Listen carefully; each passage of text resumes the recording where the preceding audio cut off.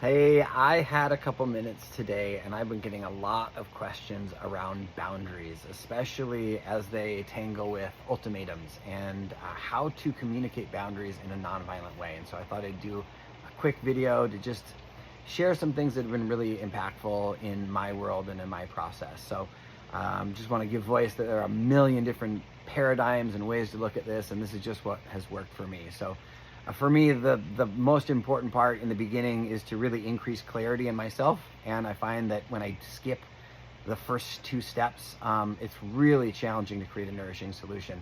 And so increasing clarity for me really means sinking in and exploring what my unmet needs are.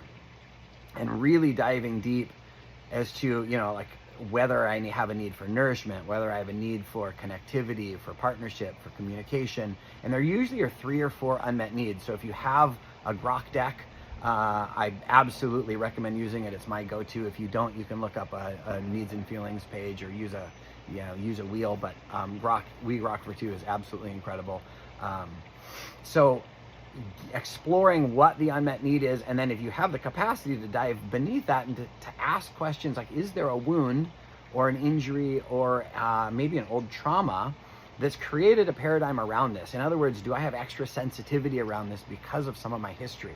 And that can help bring some awareness and compassion to some of the big feelings that can come up for me, at least around boundaries and around transgressions, because unmet needs for safety at a young age can create some really big intensity. So one is to gain clarity. Second one is to do self-care and to make sure that I approach this from a nourished and whole perspective. So that means getting my blood sugar up.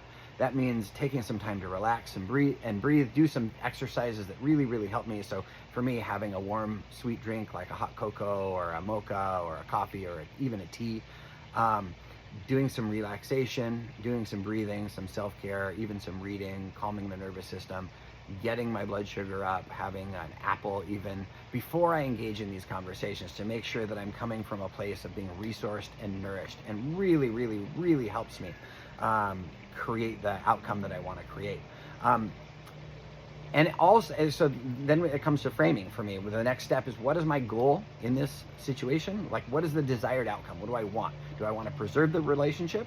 Is this relationship something that that doesn't have enough value for me to preserve? But creating framing. What do I want my outcome to be? What is the goal that I want to seek? And then, what is the best approach for that goal? Is there a container that's really important? And then asking consent, right? If I'm going to engage with somebody else, making sure that they have the capacity in this moment, because it's super easy to launch into these conversations without consent or with a lot of intensity, especially when the emotions are high. And then fourth is, how do we frame this in a way that feels connective and nonviolent? And so for me, that really breaks down to I statements as much as possible.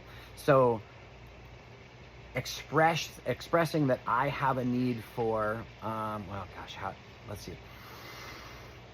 The difference between a need or a boundary and an ultimatum for me is that an ultimatum is about controlling someone else's behavior.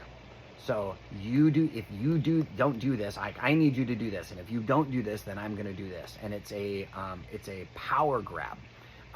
So I'm going to control your behavior by saying, if you don't do this, then I'm going to take this action, or there will be this punishment, or this will be the reaction. Whereas a boundary is an expression of self. And it's that, like, hey, I have a noticing that I'm feeling really sad. And when I really dive underneath that I've got an unmet need for connection, or I've got an unmet need for partnership, or I've got an unmet need for communication. And I'm noticing that I'm extra tender around that, probably because, this is like waking up an old story from childhood around this. And so I'm just say that not to justify any of my behavior, but so that you can see me. And then lastly, there's an invitation, and that is like, I am hoping that we can turn toward each other and explore with curiosity, without attachment, whether or not we have the capacity to create a solution that meets all of our needs in this situation. And if you don't have the capacity today, I'm really hoping that we might be able to do that, tomorrow or within the next 24, 48 hours.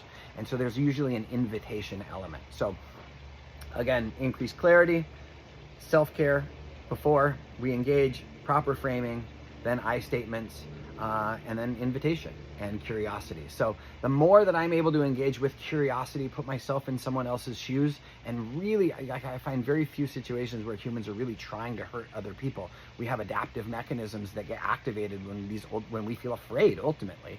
And most of the behaviors that are really challenging are just unskilled attempts to meet a need, and they're often fear-based reactions. So when I can come into it with that understanding and really sink into their situation, really get familiar or familiarize myself, put myself in their shoes and imagine what their unmet needs might be, what some of their fears might be, what some of their stories might be, it really helps me soften in relation to this whole thing. So anyway, hope that helps. Just wanted to share. Hope you're having a beautiful day. Mwah.